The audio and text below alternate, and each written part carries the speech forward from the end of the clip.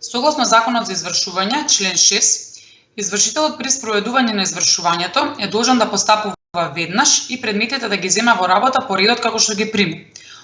освен доколку природата на побарувањето или посебните околности бара да се постапи поинаку, за што е должен да се остави службена белешка. Сега, согласно истиот член, извршителот ќе преземе извршно дејствие по плаќање на цената за администрирање, првичниот налог за извршување и реалните трошоци од доверителот за секое поединечно извршно дејствие. Доколку постојат повеќе доверители што ги остваруваат своите парични побарувања спрема ист должник, како што е случајот, а при тоа извршуваат од ист предмет на извршување, се намируваат по оној ред по кој стекнале право да се намерат од тој предмет. А за тоа информација секако може да даде самиот извршител.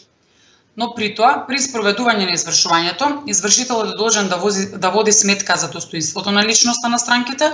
учесниците во постапката на извршување и нивните семејства, како и за тоа извршувањето да биде поповолно за самиот должник.